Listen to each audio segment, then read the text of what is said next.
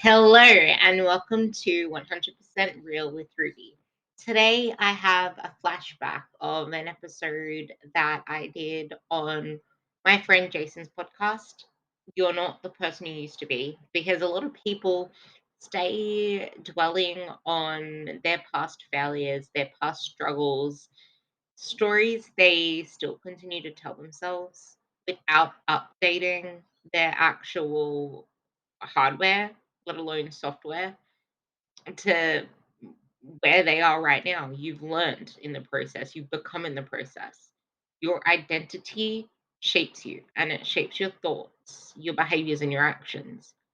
And if you don't believe you can achieve, or you don't believe where you want to go goal wise is possible, you'll find ways subconsciously to keep yourself stuck, to self sabotage. So I hope you enjoy this podcast. Well, I'm Ruby Sheree, and I got into it all with a passion for bodybuilding, actually. And from there, I took a massive leap. And going through my own memories when they're popping up, especially this year, it was actually such a scary change to do something so different. And now I've somehow intertwined them, and I still got the passion for both. But now my focus is more shifted within my own coaching to tend more towards sustainability, lifestyle, and like getting people to really focus on the mindset and the health behind their ambitions with their nutrition and fitness goals. Because with social media always like making things look so pretty, it's kind of chucked a whirlwind into the mix where people kind of expect everything to happen overnight. So that's kind of what I'm focusing more on now versus 2 years ago. Well, let me kind of bring up something of a, I don't want to say a case study, but an example that I see with enough frequency that I think you're probably going to be able to relate to this, and I think it might be a good, launching point for the conversation, which is, it's not uncommon for me to have a potential client come through my doors, a weight loss client, and let's just say this is a woman, perhaps she's in her late 40s, early 50s, she's had a child or two or three, she's married, may or may not have a job, and so obviously that the having a job may play into this, and in the conversation we'll say, okay, so what are you looking to accomplish? And so there's a weight loss goal. There's a number at the end of the rainbow, for lack of a better term, and the question I'll ask is, when was the last time you were at that weight? And a lot of times the answer that I get is, oh my gosh, maybe when I was in college, but it's almost always a pre-baby weight. And I find that very interesting because a lot of times in that conversation, what you'll hear somebody say is it possible to get there? And I have to kind of lead with the sentiment that, yeah, it's possible. I just don't know how realistic it is for you to get it and attain it. Because essentially you're playing a numbers game all the way down, but it's not just numbers. It's your life, and it's your stress, and it's your marriage, and it's your kids, and it's all these things. So Ruby, I want to turn it over to you, because I would imagine that if I see it over here in the States, there's a decent chance you see it over in Australia. So talk to me a little bit about how these conversations go in your camp. It's ridiculous how many people are so fixated on numbers. And if it's not numbers on the scale, it's in the gym. And it's like, yeah, but in like the whole idea of what I say behind everything is, okay, so if you're feeling really good, you're sleeping better. I usually, because of the different things I went through, we really focus on digestion now as well. And we kind of say when you poop good through the day, then you know that everything's functioning right in the body. So when you're pooping better, when you're sleeping better, when your moods are more stable, when you're actually feeling confident and you have the energy to actually keep up with the kids, go through the day, and you're feeling your clothes looser. What happens if you step on the scale and it doesn't read a number that you like, but hey, hello, all these other progress markers, and you feel like a whole new person? Like, how does the scale rate relate to that? And I feel like if you live your life and go on your journey just focusing on that scale number, you're not really paying attention to life that's happening around you, like things that your husband notices, things that your kids are noticing, like actually being able to play in the background with them now. Like, that's something that a number on the scale cannot give you. And if all you're chasing is that number and weighing yourself daily, and then you see the scale go up, go down, go up, and it's like, what's happening? Like, that pressure, that stress is really taking away from you living your life, you becoming the best version of yourself. And something that I've recently had to really hone in on is you're not the person you used to be, and focusing on the person you were at point A, trying to get to point B or C, whatever point it is in your journey. There are so many things that happen within that time frame that have made you the person you are today. You're probably wiser. You've learned so much more about life in itself. You've probably just experienced what it is to take care of another human being, like your kids. There's just so much that happens between point A and point B that shape who you are today, that develop you, and that empower you to live the better life. So...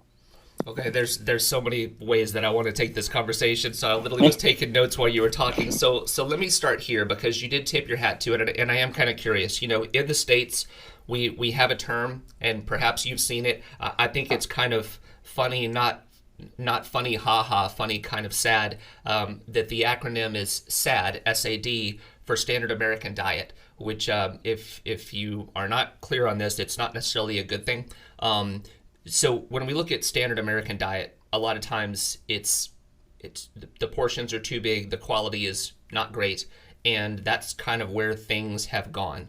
So when you're working with a client, especially when they're just getting started off and you're trying to work on digestive health, what are some things that you do to help them cross the bridge to better digestive health and essentially more regular bowel movements? A lot of the time, if you ask someone how much do you drink in a day, they probably would not even be able to tell you, because it is that little that they're just all clogged up. They're not like, you know how much water and hydration is paramount to feeling better, to actually having like strength, feeling clearer skin, your hair is more lush. And if you look at a standard day, how many veggies and how many colors are on their plates? Pretty much none. And you can get them to just start taking photos of their food and sending it to you. And it's just like, how many different colors are on your plate today? And you can just start by trying to get at least 3 colors on their plate. Start by getting them putting grapes in the freezer. It's like having lollies. They can snack on that instead of snacking on their kids' bits and pieces of crusts and whatever else. Like, actually challenge them to get as many colors in their day as possible. And then they'll start finding that, oh, you actually poop today? That's so great to hear. Like, we're getting some fiber in your diet. Oh, you're actually drinking more. You're feeling fresher. You're more awake. It's like, actually start taking notice of all of these markers that you wouldn't ever think about. Like, you would not usually think about how many times you poop in a day, or think it's normal. You might think it's normal to like poop every second day, but then as soon as they're like, oh, I'm actually getting more regular now, I feel really good, my digestion's really good. And just by focusing on how you feel versus how you look, that's really where you can start to take the process forward, because those feels, they actually link to deeper emotions. And food isn't about food, it's about emotions. And then once you can link that good emotion to good food, then that's why my quote now with my girls is good food equals good mood. I like that. And what I also like that I want to kind of bring note to is in that conversation about digestion, you're not probiotic, which not that it's necessarily a bad thing if you take one, but you're not coming at this from a supplement route. You're coming at this from a whole food route. So it's not, this is the supplement that you should take to get you there, unless of course that supplement is a for lack of a better term, a natural source of fiber. And you're not talking about diuretics, and you're not talking about laxatives. This is just what can you do with the actual food that you put in your mouth. Yeah, because a lot of the time, just by making those small changes, you'll find that it gives you a lot more bang for your buck than a tablet would. So there was another thing that you brought up, and I certainly understand this because if we become too obsessed with the scale, just we in general as people, if we become too obsessed with the scale is not always going to tell us the full truth of what's happening. So if that's the only number that you use for your measurement of progress, it can be misleading. But you did bring up something else that I think can also be a little disheartening for some clients, which is, ask your husband, ask your kids, ask your friends what they notice. And I think a lot of times people don't notice. And I think that can also be very discouraging for certain clients. And again, I'm going to use this hypothetical female as an example. I've got a woman right now who has lost close to 40 pounds. And her husband really hasn't said anything.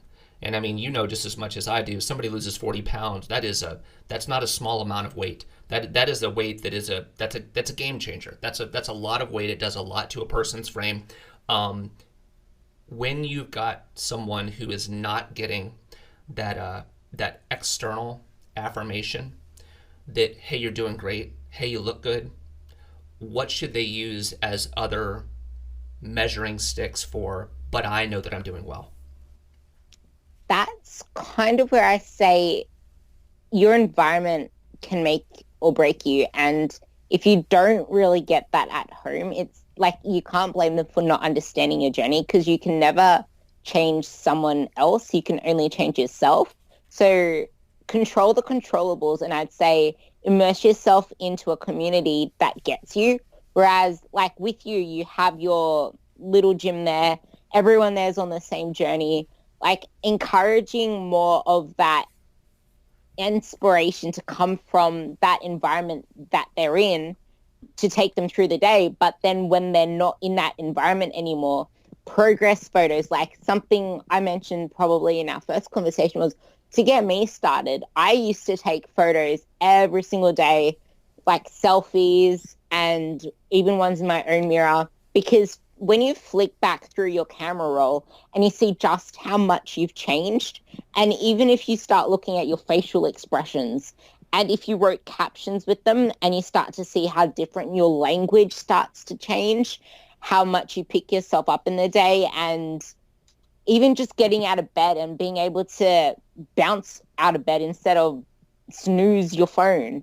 Like, once you can see it, even through the photos, then you can actually start to believe it, because you see yourself every day in the mirror, but photos don't lie. And especially when someone loses 40 pounds of weight, clothes don't lie either. Like, clothes are one measure that I usually put all over my social media whenever clients say that their clothes are fitting loose now, because that's something that you just can't deny. Like, you can hold it out and say, I did not fake this. Whereas if you're saying, I just see it, then okay, sometimes you might have one day where you feel really good and see yourself looking fabulous, and the next day you feel fat and you see yourself as fat. But clothes will never lie. Photos will never lie. So taking different measures of progress where you really cannot doubt yourself and putting yourself more into that environment of people on the same journey as you, same mission as you, same mindset as you, that's giving you positive reinforcement, not only away from home, but within your own mind, let alone your own house as well.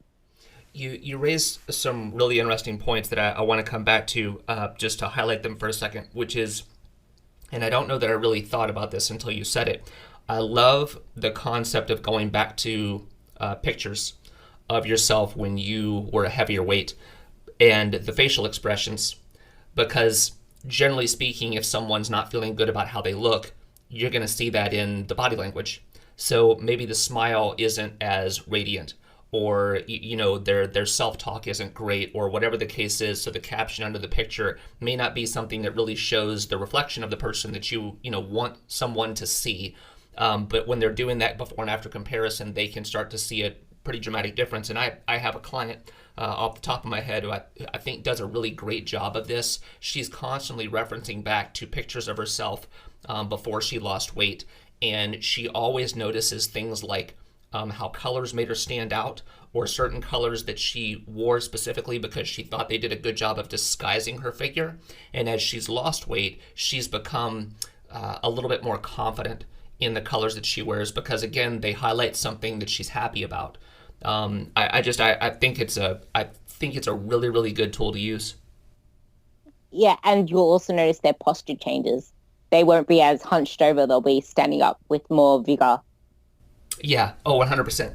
So there's another part to this too, because, you know, again, I'm going to assume this is something that you see with your clients, but when I sit down with clients before they've ever paid me any money at all, just when we're in consultation and just trying to figure out, you know, here's your point A, your point B is over here.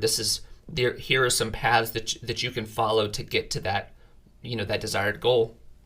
I try to offer several different options because some people do respond to calorie counting and some people respond to, you know, pattern changes and things like that. You know, if I told somebody, hey, listen, can you put a hard stop on the things that you eat after dinner because that tends to be where things go wrong, whatever those things are that the person resonates with.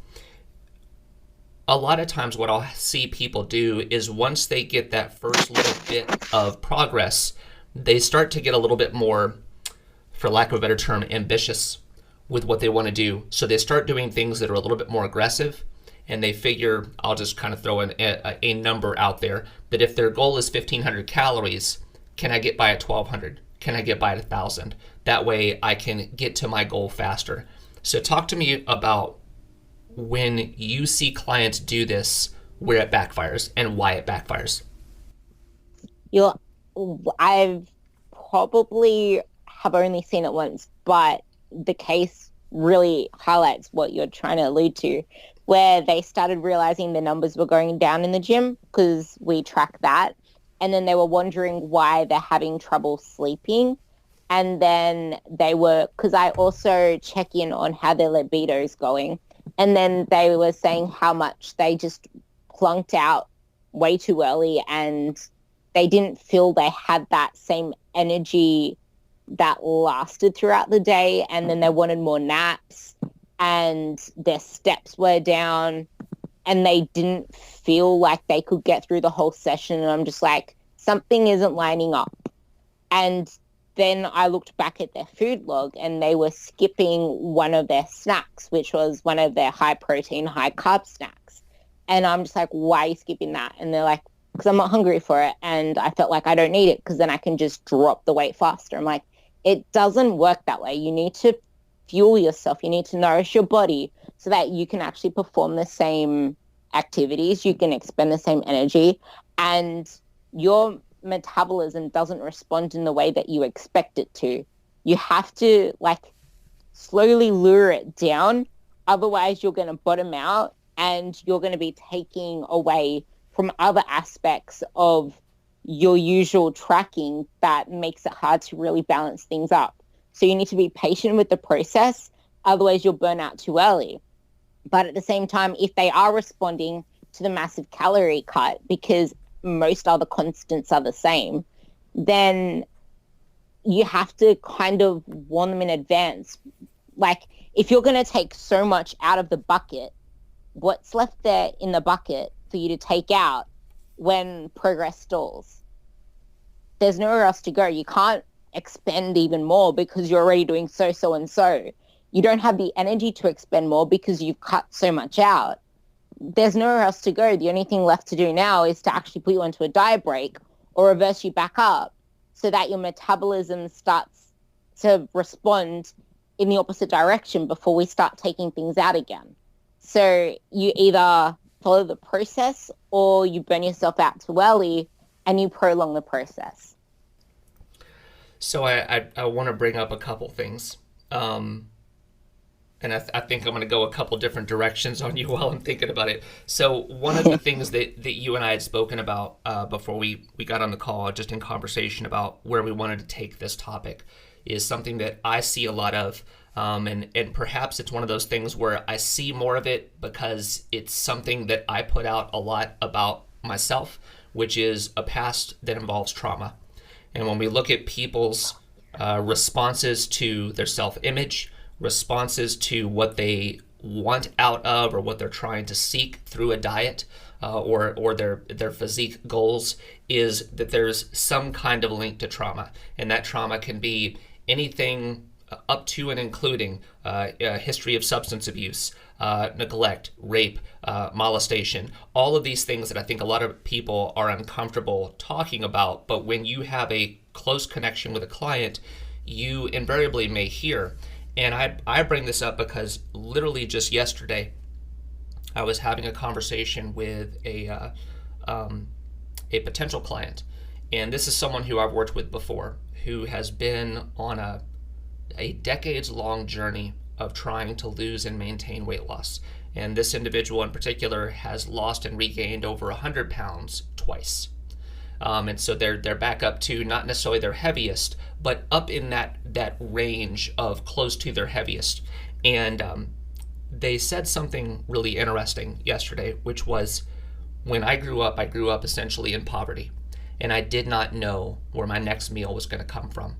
And so now I have this great life by a lot of people's definition. I make plenty of money. I could basically do anything that I would want to in terms of a daily need. You know, if I wanted to go and buy XYZ, I could probably buy it within reason. So I never have to worry about what my next meal is going to be. And part of my problem is that I deny myself nothing. And I thought that was really fascinating because I don't come from that same background, so I don't view food through the same lens. But I do want to kind of get your take on this, because if trauma is what's informing our dietary decisions, how do you help people make healthier choices? That trauma is probably the one thing that's the closest thing to me right now, because I see it way too often, and the predominant one is people just don't feel like they deserve it. They don't deserve it. They don't deserve a better life. They don't deserve to change.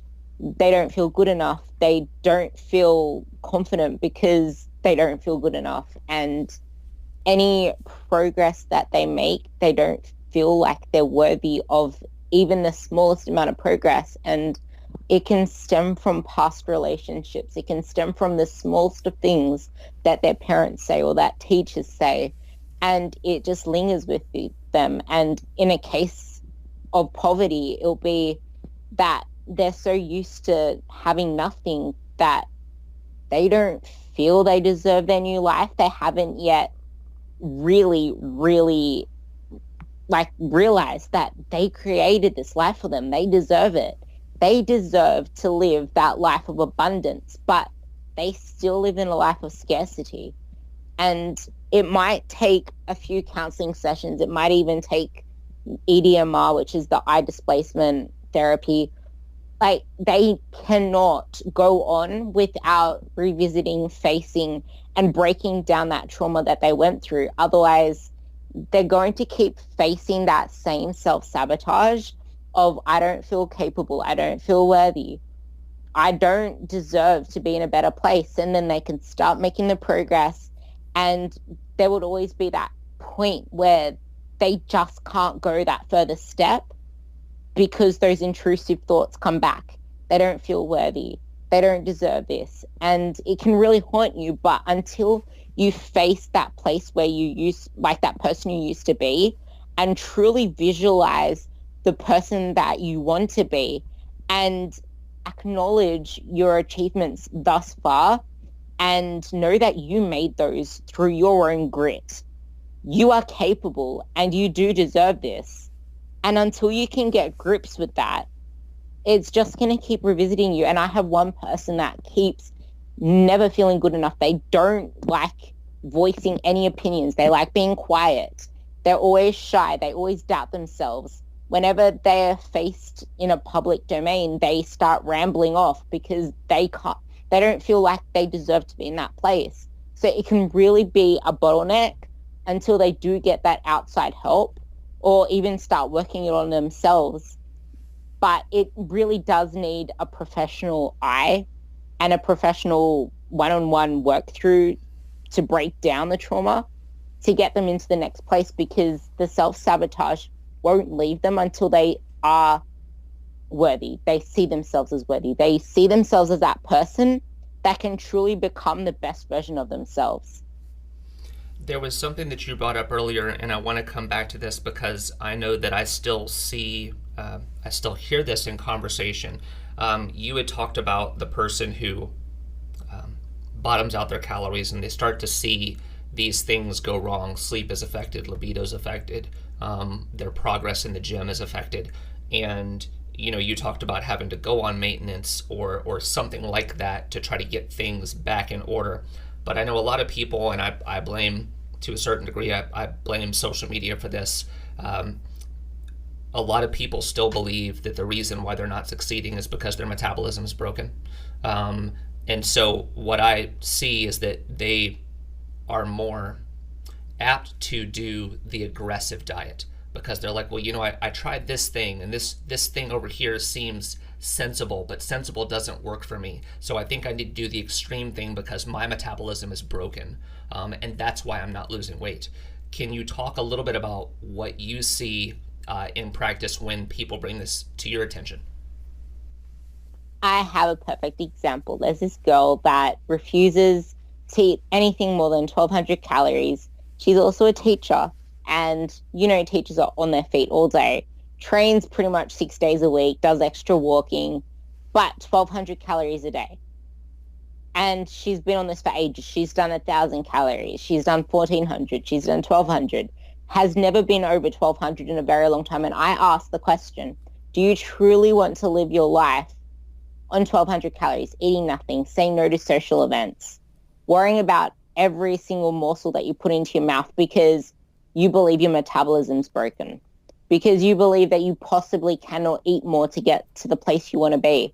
What you need to do is shift your focus from a certain number, from looking a certain way, to performing a certain way. Because once you can perform better, once you can get stronger in the gym, get that performance mindset on, then you're really setting up that metabolic engine. Kind of like when you wouldn't put a car on the road if it's not able to go the distance you want it to go. You want it to go through all of the checks and balances. You want to not have to drive the journey with the check engine light on.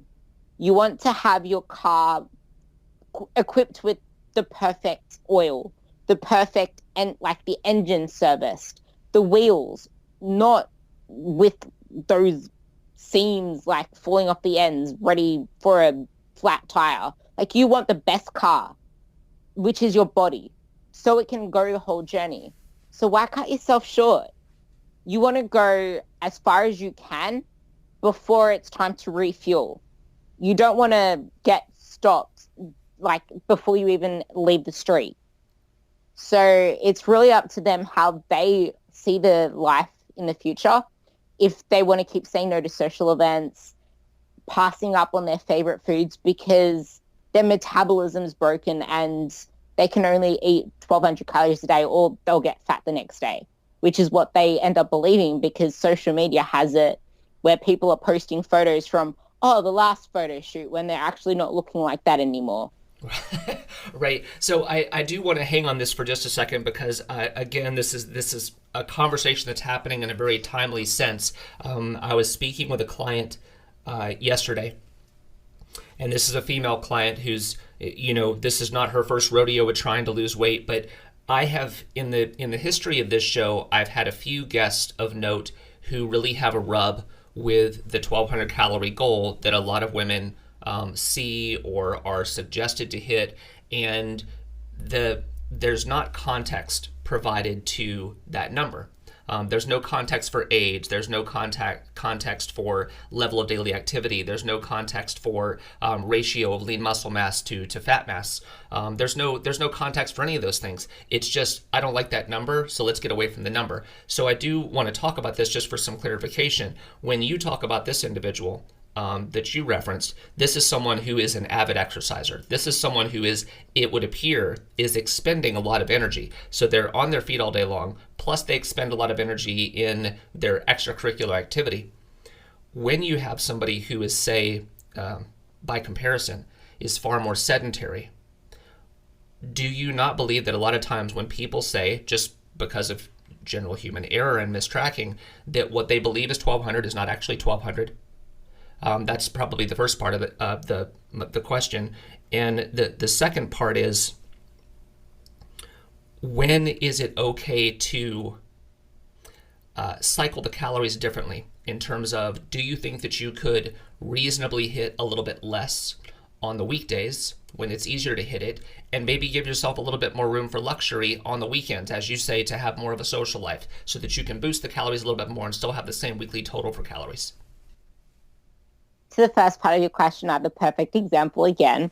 I was actually in the bathroom once and I heard people in the neighbor toilet say, "Oh, I've finally started to track my food," and I never realized how much I was like nibbling and snacking on. I've been tracking it and I'm eating pretty much all clean foods, but I didn't realize how much I was snacking. So a lot of people can believe that they're eating a certain amount of calories or they're eating only clean foods, but you don't realize that you just nibbled your kid's crust, or you finished off the peanut butter spoon with whatever was left on there, and all that stuff that goes untracked. Added up over time, it can accumulate to a lot, like peanut butter, fats. Probably a lot of the time people would say, "Oh, I just had a simple salad." Okay, did you put any oil on that? "Oh, I just drizzled some olive oil on the top." Okay, what salad was it? "Oh, just a chicken Caesar. It's healthy. Chicken breast." "Oh, yeah, okay." So people vastly underestimate their calories eaten and overestimate the calories expended, because this same person was saying how often they go to CrossFit, how often they train. And it's like all this stuff added up over time. Okay, cool. So if you're doing this much activity, how much intensity are you actually giving it?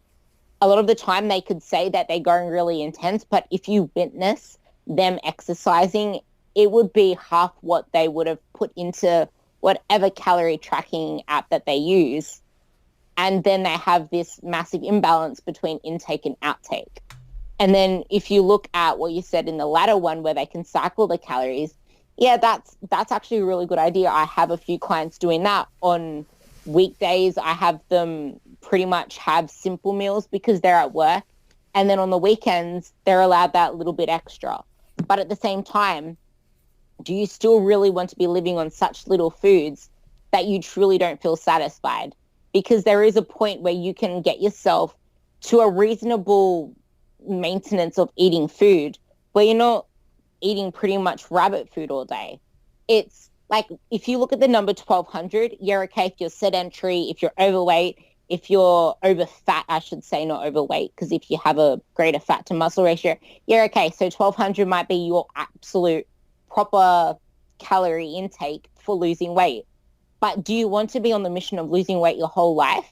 Or do you want to be able to cycle it through periodized nutrition where you're in a fat loss phase up until a point where it is unreasonable and unrealistic to cut any further or to do any more?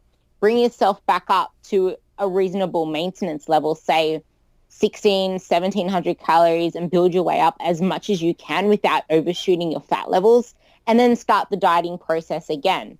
So you're not miserably eating 1,200 calories on average for the whole week, pretty much your whole life. Because if you do cycle it, what's that, like 800 calories 5 days a week, and then that gives you an extra 1,000 calories, so an extra 500 calories each day on the weekend, brings you up to about 1,700 calories on the weekend. But during the week, you're miserable. You can't perform. You're hungry between meals. You probably can't sleep because you haven't eaten enough in the day. You're probably not even going to be hitting your protein intake. And if you do hit your protein intake, you're not having enough carbs to fuel yourself. And carbs sometimes help you sleep as well. So it really matters where your focus is. But I'd say having that cyclic approach to your focus as well is the best way to go about it. Well, and I like that you brought up just the concept of, instead of, and because this has been brought up on the show many, many times, instead of literally white knuckling your way all the way down to the goal, is having those strategic maintenance breaks.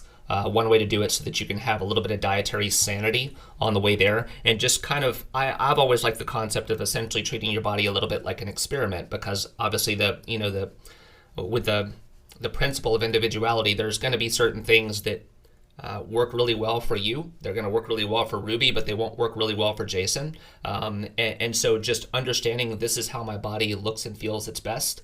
And I always like to encourage people to take notes. If there's a day that you really feel great, what did you do differently? Did you sleep better? Did you have less stress? Those things that we don't always think about because, again, we become so focused on the scale. But it does highlight another thing that you and I spoke about offline, which was in the client's mind, many times they have their perceived weight loss goal, and they have what they believe is a reasonable time frame to lose that weight. And sometimes it's realistic and sometimes it's not. So I do want to talk to you about what you see in terms of time frame. How long should it take a person to lose weight? I would say it depends, because everyone's different. People have different metabolic profiles. You don't know people's history of dieting, people's history of eating, people's activity levels during the day, because you don't burn that much when you're training. You don't burn that much when you're doing your set cardio. But in your day-to-day life, when you're walking about, like, look at someone who's a laborer or someone who's a teacher or someone who's a PT compared to someone who's a desk worker. They would burn up like probably around 1,000 calories more, 800 calories more, probably 1,200 calories more, depending who you compare. And then there are people of different heights, different starting weights. It really depends. But there are two different cases where people compare themselves to like ludicrousy. People that are competing or that have a set date, so they're going to drop weight fast. And then those that are doing like 12-week challenges, those that are doing the slim fast or whatever herbogenics or life or whatever they decide to do. Yeah, okay, cool. Congratulations, you lost all that weight in 12 weeks. Tell me what happens next. I love that question. I love that question. What next? Literally, what next? I got when my mentor tagged me in this really amazing study where they did a 3-day overfeeding experiment, and this people that were studied, they were untrained, and they actually lost weight in a massive overfeeding study over 3 days. And my question was, cool, what next? Oh, and they were untrained. And you don't really know much about them. Like, they could have been severely dieting and then give them this big boost of calories. Oh, cool, they're moving around much more. Like, I know, for example, me, when I got my carbs increased a lot, like I went from 180 grams of carbs to 320 grams of carbs. I was sweating profusely. I usually don't sweat when I train. I was sweating. I was sweating throughout the whole day. Your body starts to expend more energy as heat. Your body starts to move more. I was fiddling more. Like, I realized when I was lying on my bench to do bench press, my leg wouldn't stop like bumping up and down while I was waiting between my sets. Like, your body is designed to survive when you start dieting. So it starts to restrict your energy. And then when you go in is that because carbs turn into sugar and sugar is addictive like heroin? Is that why you were shaking? Yeah. I was drinking the sugar from the packet. Sorry, I had to throw a snarky dig in there somewhere. No, you're good. Go ahead. When people say sugar's addictive, that's a good one to use. Yes, it's insane when people don't realize just how adaptive the body is. Like, the metabolism isn't stagnant. The metabolism can't get broken. It is dynamic. So if you starve it, okay, cool, your body's going to try and survive. If you feed it, your body's just like, what am I going to do with these calories? It starts expending, like, especially when it's a short-term study, it's going to do whatever it can to try and find that homeostasis. So it'll be burning more. You'll have more energy. You'll be bumping up and down like the Energizer Bunny. You have to always ask, cool, what happens next? I don't give a shit about the after photo. Where's the after photo? Right. Ruby, it's so true. There's literally so much that we sifted through on here, and while I know that I could talk to you for much longer, I think I want listeners to kind of marinate on a lot of what we spoke about here. So I mean, I've been following you for a very long time, and I love what you put out. I love seeing what's happening with your lifts. And in fact, before we start to pull this to a close, I do want to get a little bit of an update. So, because I know that I have a lot of people that tune in or that are really into this thing, can you tell me a little bit about? And I'm gonna pull up a calculator because I like to do the conversions. So, where are you at in terms of your training, in terms of current body weight, and what you're competing with for your big lifts? What are you hitting right now? I'm 56 kilos. Okay. And I actually stopped squatting for about a year, and then I got them back in for my last phase, and the max I got up to there was 5 times 5 at 100 and 5 times 6 at 105 kilos. And that was on your squat? Yeah. Okay. And then my deadlift, I actually hit 187.5 kilos somewhere between September and October last year. And I haven't been able to beat it since. So I took a little sumo phase, and then I took the deadlifts out for 4 weeks, put squats in, and now I'm back to deadlifting again. So my next goal for deadlifts from 187.5, I'm aiming for 200 kilos by March next year. Okay. And then how about your bench? My max bench has been 90 kilos. Haven't done the strength phase on it yet.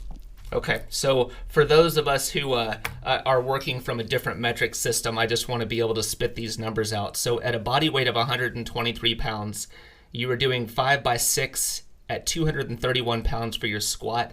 You have successfully pulled 412.5 pounds in your deadlift, aiming for a goal of 440, and your bench has topped out at 198 pounds. Ruby, it's sensational. It's really amazing. Thank you. And I guess I guess that reinforces how long it does also take to make progress, because I've been stuck on my deadlifts for that time period since last September. So be patient and know that the game that you play is for longevity, and you don't want to pull a tendon or a muscle or something and have nothing left to give, pretty much. Yeah, and for the record, those who don't follow you, Ruby is not afraid of a nosebleed. Yep. So, Ruby, is there anything that I didn't ask you that you want to make sure you leave listeners with? I think we covered quite a lot in this conversation. Yeah, I agree. So I want people to connect with your work who don't already. What is the best place for people to do and go to be able to follow what you do? I'm most active on Facebook, actually, under Ruby Cherie, which would be spelled as you see it in the name of this podcast. And I'm also on Instagram, rubycherie.coachingspecialist. Awesome. I will be putting that information in the show notes so people can catch up with what you're doing and obviously to see where you take your lifts to in the future. But Ruby, thank you so much for coming back on. It has been nearly 2 years, and I'm so sorry for the delay, but it is always great to catch up with you. Likewise. For those of you listening, hope you have an opportunity to download, subscribe, share with your friends. If you have an extra moment, please leave us an iTunes review. We will catch you next time.